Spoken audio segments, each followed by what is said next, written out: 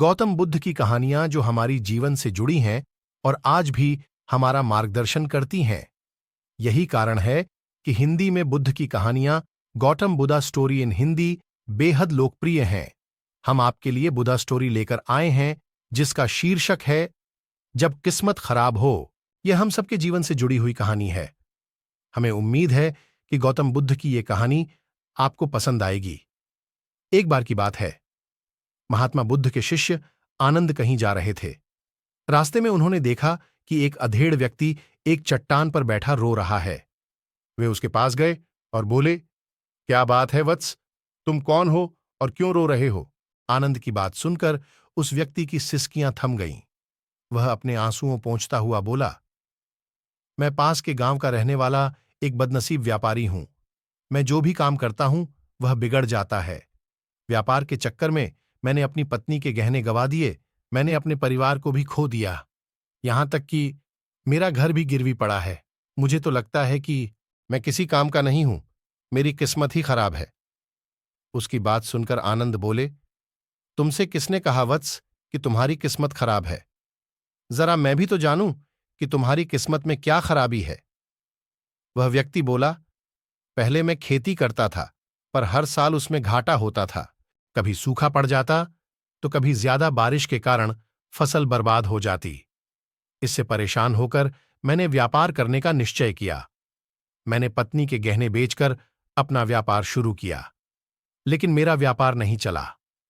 शुरू शुरू में परिवार वालों ने मेरा साथ दिया, लेकिन जैसे जैसे मुझे नुकसान होने लगा, मेरे परिवार वाले भी मुझसे दूर हो गए। मैं यह सब उनके लिए ही कर रहा था, लेकिन अब वे लोग मुझे देखकर नजरें फेर लेते हैं और मुझे ही मेरे परिवार की दुर्दशा का जिम्मेदार ठहराते हैं।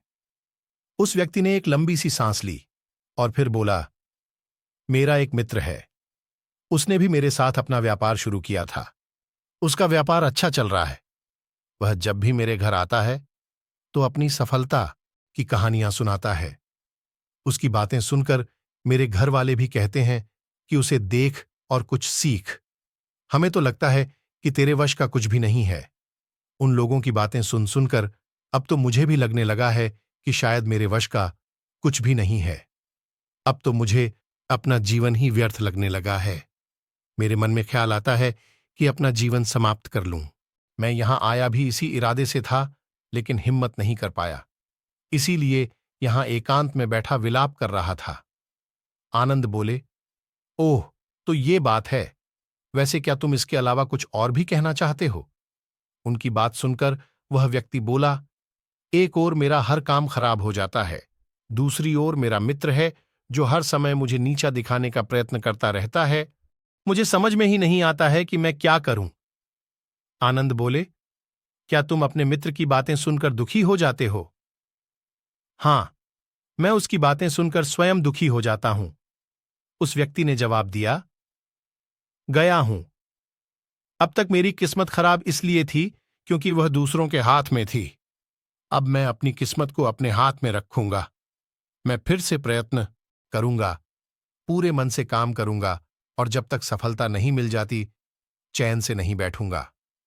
उस व्यक्ति की बात सुनकर आनंद मुस्कुराए और उसे एक छोटी सी डिबिया देते हुए बोले, इस डिबिया को हमेशा अपने पास रखना। इसमें एक ऐसा राज्य है जो तुम्हें बड़े से बड़े दुख से भी बाहर निकाल लेगा, लेकिन इसे तभी खोलना जब तुम्हारे जीवन में कोई रास्ता न सूझे और तुम्हें लगे कि सब व्यर्थ है। यह दुनिया व्यर्थ है और यहां रहना भी व्यर्थ है। उस व्यक्ति ने आनंद को धन्यवाद दिया और डिबिया को लेकर चला गया। उसने नए उत्साह के साथ फिर से अपना व्यापार आरंभ किया। उसका व्यापार चल निकला। अपनी मेहनत और लगन के बल पर वह एक बड़ा व्यापारी बन गया। परिवार वाले भी उसके साथ आ गए और उसका जीवन हंसी खुशी बीतने लगा। अब वह भूतकाल का रोना छोड़ चुका था।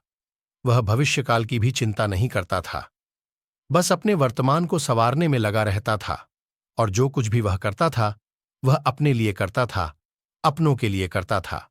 इसलिए वह प्रसन्न था। उसके जीवन में अब कोई दुख नहीं था।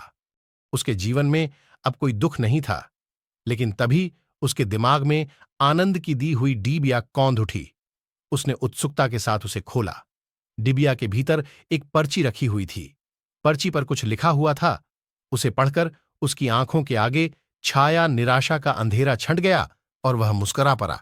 पर्ची पर लिखा हुआ था, यह समय भी बीत जाएगा। उसने डिबिया को अपनी मुट्ठी में भींच लिया और एक नई शुरुआत के लिए उठ खड़ा हुआ। दोस्तों, अगर आप भी ऐसी ही परिस्थिति से गुजर रहे हैं तो निराश न हो। अपने अतीत पर शोक मत करें, न ही भविष्य की चिंता करें। अपने वर्तमान को जिएं और उसे बेहतर बनाने के लिए सच्चे मन से प्रयत्न करें। यकीन माने, जल्दी ही आपकी किस्मत भी पहले की तुलना में बहुत अच्छी बन जाएगी। हमें कभी भी छोटा नहीं समझना चाहिए और ना ही अपना हिम्मत हारना चाहिए। मुश्किल से मुश्किल वक्त हमारे मजबूत इरादे के सामने अपने घुटने टेक देती है। कहानी अच्छी लगे तो वीडियो को लाइक करें, चैनल को सब्सक्राइब करें और कमेंट में अपनी राय जरूर लिखें।